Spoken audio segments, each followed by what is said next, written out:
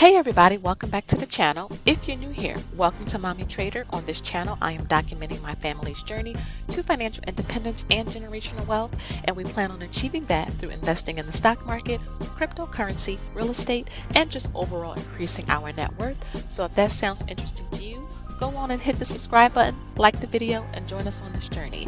And if you are a returning subscriber, thank you guys so much for being here. I really do appreciate it. I hope you guys really know that. I really do appreciate you being here.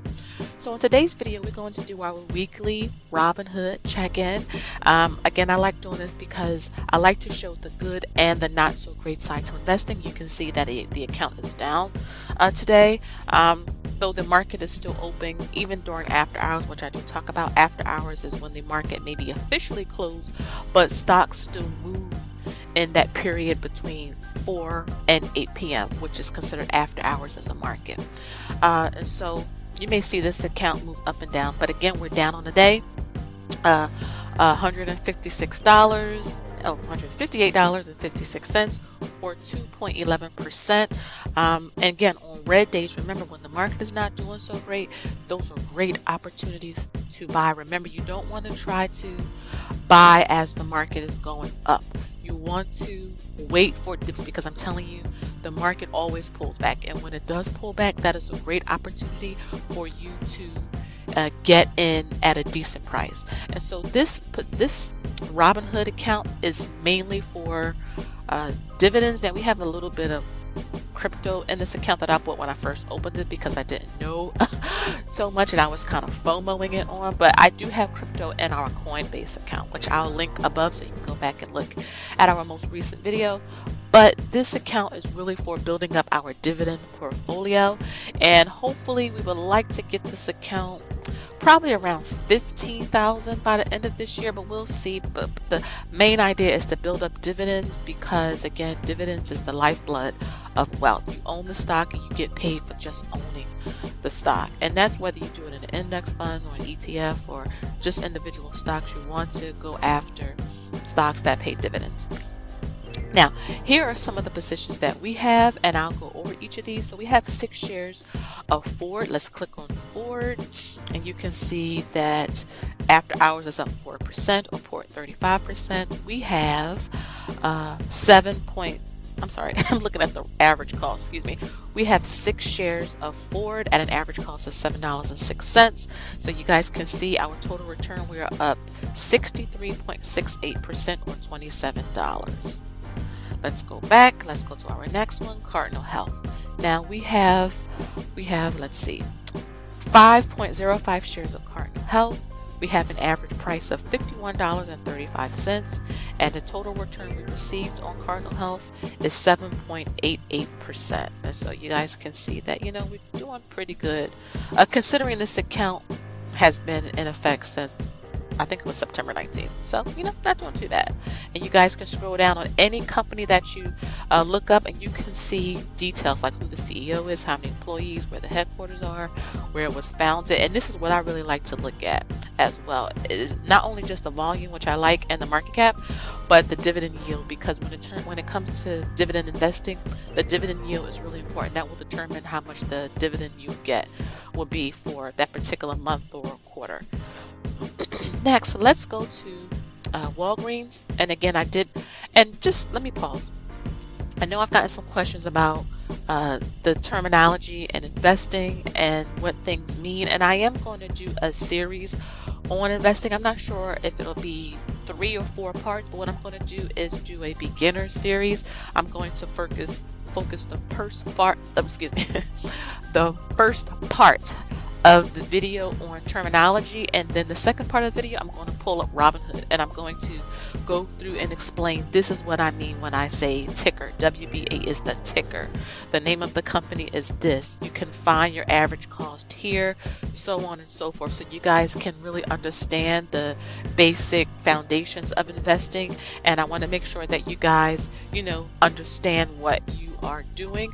Even if you are investing in retirement or index funds, it's always great to have, some knowledge of what it is, and I want to make sure that I help you guys with that. And so I will be filming a series, and I may just post it once a week during the month of February. And like I said, in those videos, the first part of that video will be just terminology and basic understanding, and then in the second part of the video, I'll pull up the platform, I'll pull up Robinhood, we will buy some stocks, I will show you how to sell stocks, I will show you how to place market orders and limit orders and what all that means. So stay tuned for that. So with Walgreens, we have 6.74 shares at an average cost of $39.46, and our total return is 20.63%. So go Walgreens. Next is Aflac. It's an insurance company. You can see the sector that it's in. Robinhood always put the sector that it's in at the top. So we have, let's see, 7.22 shares of Aflac at an average cost of $41.94, and that is a total return of $10.67, and you can see the dividend yield is 2.42. Moving on to KO, which is Coke, and I really do like Coke. We have 5.20 shares at an average cost of $51.63. We actually have a negative return, and I'm glad that I can show you and film this, because I want to show you both the good and the not so good. I know I said that already, but that's really important, because it can be really easy to get caught up into watching videos and different things online, and you just only present it with the good. No, darling, sometimes in the market things don't go as great, and so you can see that we are down 5.96 shares on this position, and I am going to buy some more shares when I deposit money in this account in February, so stay tuned for that. And we can see that the dividend yield is 3.35%. And again, when the market is down, when positions are down, that's when you should buy. Next is Kroger. In Kroger, we have 5 shares. We have an average cost of $31.94, and we have a total return of 5.60%. And if you scroll down, you can see the dividend yield is 2.05. Let's go back and let's look at the next position. This is Amazon. Now, Amazon does not pay a dividend. I bought this when I first opened this account because I just felt like I needed a piece of Amazon. And again, I would sell it, but I have it, we're up a little bit, and we just figured we'll just keep it. So we have 0.03 shares of Amazon at an average cost of $3,249.96, and the total return is 1.35%. And as you can see, like I said, they don't pay a dividend. Next, we have O. O is Realty Income, so the ticker symbol is O. See, O, but the name is Realty Income, and as you can see, we have 3.02 shares. The average cost right now is $59.81.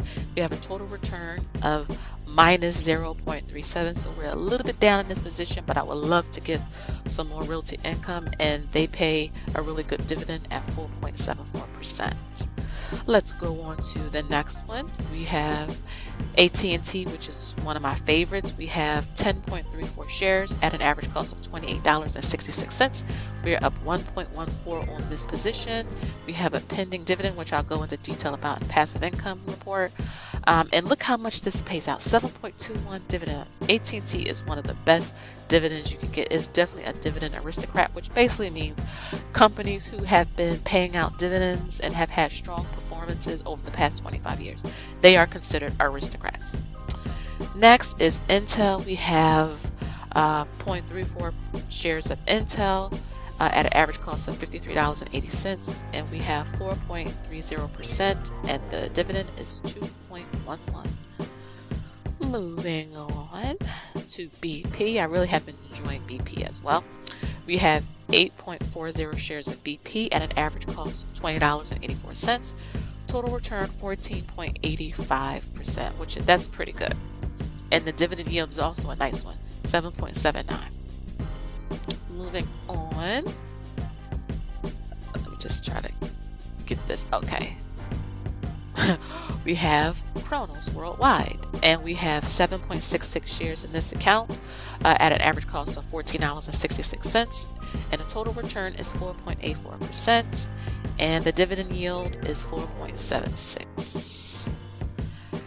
Now, And if you guys want to see this in a spreadsheet, because I do keep track of these in a spreadsheet, I'll link that in the cards above so you can go back and take a look if you like. Amcor, let's take a look at Amcor. We have 7.89 shares at an average cost of $11.46, and we are down in this position 3.02%, and the dividend is 4.11, so pretty good. Next is Airbnb. This is not a dividend account. I just bought this because I wanted to have $1 in the game, and as you can see, I have $1 in the game. 0.006. It's not even worth saying, but we've gotten 15 cents back on our dollar, so that's pretty good, and this does not pay a dividend. Next we have POTX, which is basically how do I say this, a marijuana ETF, cannabis ETF. We have 2.62 shares at an average cost of $11.89. We have received a total return of 24.48%, which is pretty dang on good, and the dividend yield is 3.58%.